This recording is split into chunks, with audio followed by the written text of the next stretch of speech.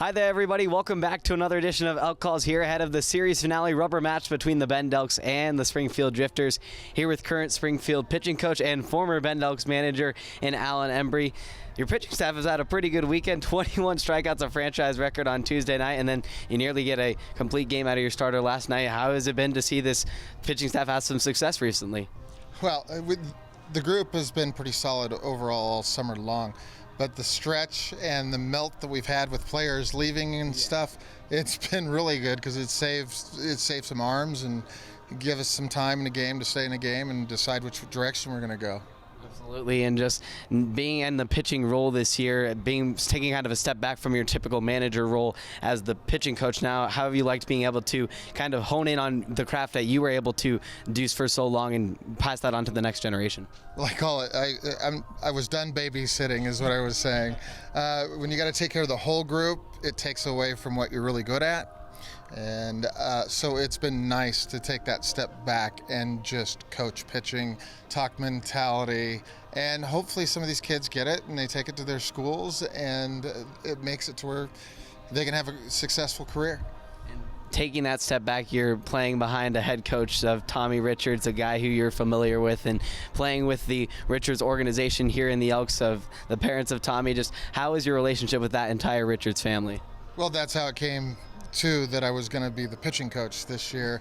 It was a chance to work with Tommy. I think he's a bright up-and-coming coach. I think he's going to have a very successful coaching career, and if I can help him along that way, I will. And I love the Richardson family, and they were always good to me, and it's just great. It's more like a family feel at the ballpark than anything. Absolutely. I'm going to take you about a decade back, 2012, when he's recovering from his Tommy John surgery. He comes here to Bend, and you help him work through that. How did that bring you guys closer together? Well, I think it's just trying to get him comfortable to where and healthy enough that he'd have the confidence to go back out and try it again. And I think there's a delicate point, especially in that surgery, where no, it's not coming back. I'm done. I might as well just go get my degree sort of thing. Or, no, I'm going to get this. I'm going to get the one more shot. And I was glad that he took the one more shot sort of thing, because that means we got him over that mental hump. And, the relationship through that is you got to trust somebody in order to let that go. And he did let it go. Absolutely. And Tommy was a good ball player here for the Elks, two-time Elk, and then even won the WCL MVP in 2010, so helped out this franchise a lot too, as did you. You were brought on that same year in 2012 as an assistant, then went on to be the manager for 6 seasons, including that 2015 championship banner out in center field. Just how would you sum up your time in Bend? Well, I mean, Bend baseball is big. In the West Coast League, it's the city that it's like being an NBA guy. Nobody wants to go Milwaukee. They want to go to LA, Miami, that sort of thing. Oh, yeah. This is a destination city for the West Coast League. Absolutely. So, and it's great. This is a home atmosphere for me. I've got a lot of great connections here, and I'll never forget it and always want to come back. Absolutely. And looking at that 2015 championship team in particular, what made that team stand out above the rest? They were a wrecking crew. I mean, there wasn't much coaching. You didn't have to. They were just that good. And as a unit, when they became good as a team, then it was even worse. You just put out a lineup card and go get them, boys. They were going to do it. And they got the job done, indeed, and hoping that the Elks can get back down there soon. But you won a championship as a player in the World Series in 2004. You've won it as a coach in the 2015 championship with the Elks, but you've also won it as a father, leading your son and the Summit Storm to a 5A state title in 2016. How special and what did that mean to you to be able to do that with your son? Well, the son thing, we were not father and son at the field, so at the field we would butt heads a lot. But I appreciated being there. I appreciated being able to coach him on the Elks, but to bring Summit hadn't won a title in baseball yet. I don't know how many titles they had besides track at that point, sort of thing. And in the same year, the school just had a great run of athletes through 4 years.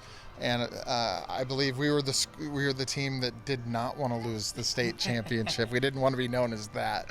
But I had an exceptional group of kids. The school was great to me. and I was grateful for that opportunity. And then again, that was a wrecking crew too, as far as high school goes. Those two teams were pretty comparable as far as what it meant at each level. Right. And maybe not a lot of coaching, but a lot of life lessons, sort of thing. Yeah. And just how have you enjoyed being able to teach those life lessons and give that off to your son and just give it to all the players you interact with? Yeah, I mean, if I can give them something that they can look back on later and go, oh, that was pretty cool, or I remember this for the positive, I've done my job. So it's rewarding. Just seeing those life lessons that you've been able to teach in the West Coast League, just you've been around this league for nearly a decade now, and just seeing all the beautiful players and great players that have gone on to play where you once were in the major leagues, just what is it about this league that prepares kids for the next level? I think it's the grind. This is a true minor league schedule. This is what it's like. And it's funny, I told the boys the other day on the bus, I'm like, congratulations, you've just finished the end of the season for the West Coast League. You're at the halfway point of your first minor league season. And they're just looking like, what?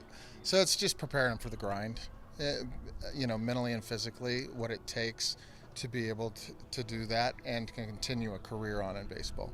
And just knowing what it takes, especially with a pitcher standpoint, being that you went through Tommy John surgery and having to take care of arms, how have you been able to prepare kids for that aspect of being able to, hey, you can't be throwing out your arms out at 18? Well, it's just management. I'm not I think throwing is the only way to get better, but it's quality over quantity sort of thing. And getting the boys to, look, sometimes you don't go and work out that day because you may be up, and sometimes you don't throw as many pitches in the bullpen. Or you find out, oh, I can throw that second day in a row, or I don't need as much rest and still be effective. So it's just the balance between that. We're not trying to burn out any kid. We're trying to get them ready for their colleges, the next level. And I have a pretty good idea how that works. For sure. Just being through your playing career, understanding that absolutely, and just to finish off here, I know there's a ton of fans that come here every night, and as you said off camera, just the population has grown immensely here in Bend. Just how special is this Bend community? When it comes to baseball, this community, I think this is the best place for a West Coast League team. This is like the diamond of the West Coast League is what I call it, sort of thing. And the town has embraced it. There's good people in this town, and I mean, this will continue to be a successful franchise as long as the West Coast is in existence. I don't know if Mr. Baseball Vince Genna could have said it better himself. Thank you so much, Alan Embree, for taking the time to spend with us here on this edition of Elk Calls. Elks and Drifters will take on one another in the rubber match tonight at 6:35.